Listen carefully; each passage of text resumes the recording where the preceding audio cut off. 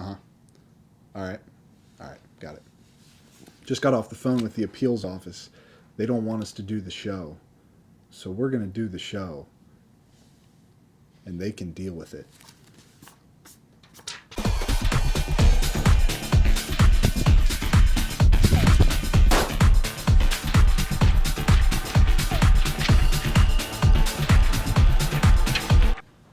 Guys! We're in the middle of an appeal right now!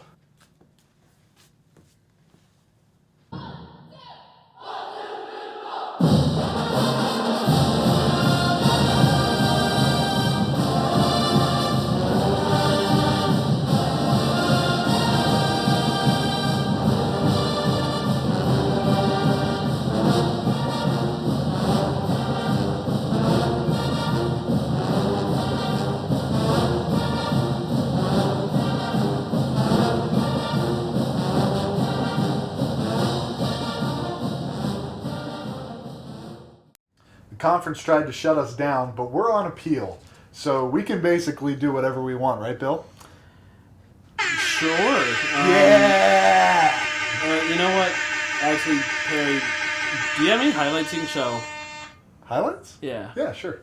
Game 1 of the doubleheader with Lock Haven on Friday. Nick Spangler catches the ricochet, throws the first. Mark Curtis covering. There's the out. Nice defensive play. And in the 6th inning of a 0-0 game, Ryan McMillan hits a fly ball to center. Austin Allison tags. He's heading home, and he is safe by a whisker. And then Mark Curtis with the whiff.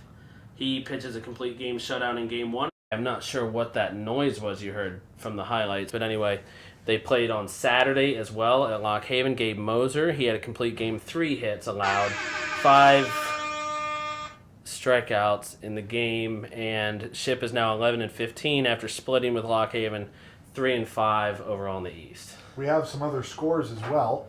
Go ahead, Smartboard.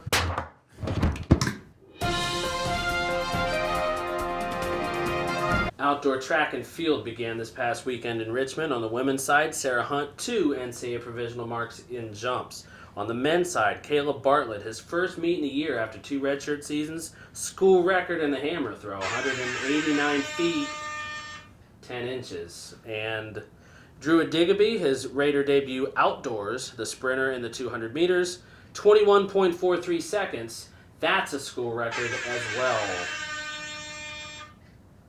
Okay, anyway, we are contractually obliged as part of the appeals process to bring you this following message. We'll be back in just a moment. On this week's edition of Judge Joey, the judge takes a look at 2 men who are trying to get back their beloved television show. And you did what to the umpire? Reliving the horror. Mr. Bighead working as a defense attorney. I want you to tell me the truth. You can't handle the truth. Judge Joey airs tonight at 1:43 on SUTV. We are now back with our regularly scheduled program. And It's time for the stud of the week, bruh. Guess it is. 31. That is the number of ground balls for Anne-Marie Saracola, junior defender for SU this season. It's about 4.5 per game, and it's second actually in the conference.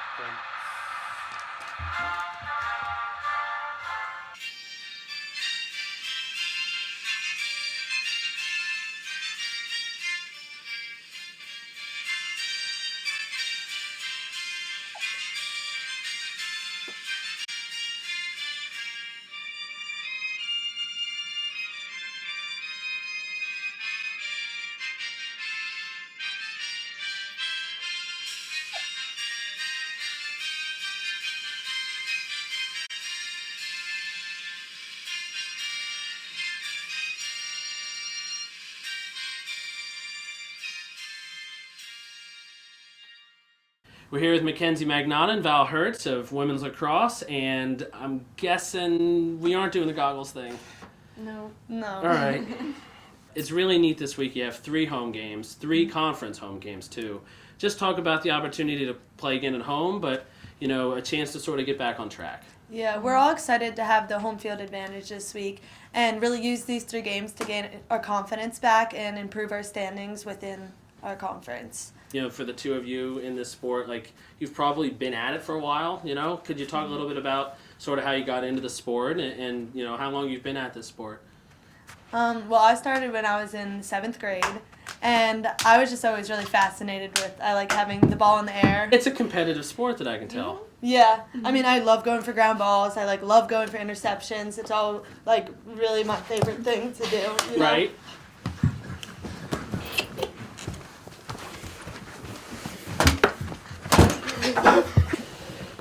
You would agree with that, right? Yeah, definitely.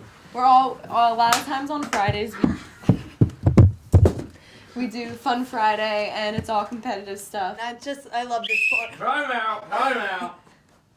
Drop your stick. Yeah, okay.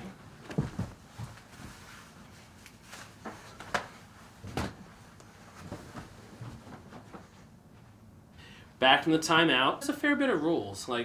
Are there any rules that you just think aren't necessary? Well, Val and I are both defenders, so we think a lot of rules are stupid because I honestly never think that I fouled, even though when I look back at it, I definitely did. I think they take it a little too far. They call it as soon as someone checks or goes pushes or something. Jeez, like that? Yeah. All right, that's enough. Number 2, you're getting a yellow. Another 400. Val, you sure you're okay? You're good? Yeah, All I'm right, good. so Morgan's going to sit out for a while after that hideous check to the face. Yep. So it seems like there's a lot of different characters on your team. Is there anybody out there that stands out as a superlative of a most this or that? Is there anybody that you'd like to talk about? Yeah, Kathleen, who is definitely the most annoying player on the team. Yeah, self-proclaimed. Oh. So it's okay. Okay. She admits it. And I would probably say Julia and Maddie. Julia's very outgoing and funny, and then Maddie's just kind of low-key funny. Here, catch. What's this for? Uh-oh. Oh, boy. Oh, goodness gracious. There's 3 of you here. There's 3 important questions we always do. So, first question, and we'll go down the row. Reisner or Kreiner? Reisner. Yeah. Riser. Dunkin' or Starbucks? Starbucks. Starbucks. 3 for 3 again. Do you like pickles, yes or no? Yes. I like pickles. You like pickles too? Not by themselves, but yeah, on things I'd like them. It's time for the quote of the week. I never let a statue tell me how nice I am. Malik Isaac Taylor, a.k.a. Fife Dog. Bill, have you ever let a statue tell you how nice you are? Not that I'm aware of, no. We got to get out of here. We're almost late for the Oh, hearing. we do. We got to go to court. Yeah. All right. Come on, lawyer man.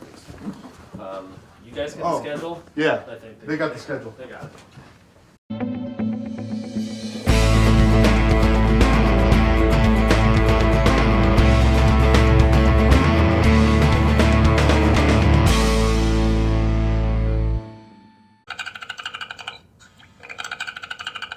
Today, on Judge Joey, the decision is in.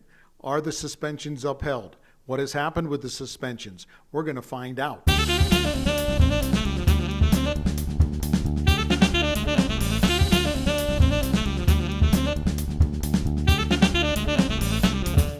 Has Judge Joey reached a verdict?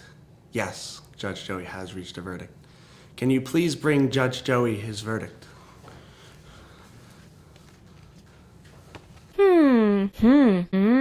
As for you, Mr. Mattern, Judge Joey has heard your appeal.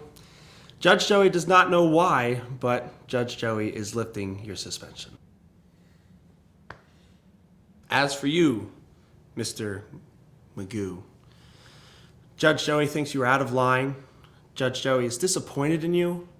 Judge Joey is also downright appalled. And Judge Joey is suspending you for next week's show. Judge Joey has spoken. We're going to talk to the defendants as they left the courthouse, or leaving the courthouse. Bill's here, Perry's here, and Big Head. Big Head was serving as the attorney for the defendants. And Big Head, how do you feel the proceedings went this afternoon? Well, it looks like Big Head's not going to be giving forth any information. Perry, your suspension and talking to the folks gathered here around the courthouse, a lot of folks were surprised. your suspension was lifted completely, and you threw pens. You threw pens at the authoritative person. Look, it was a bad call. I think everyone that saw the video could tell that the call was incorrect. I'm upset for my friend.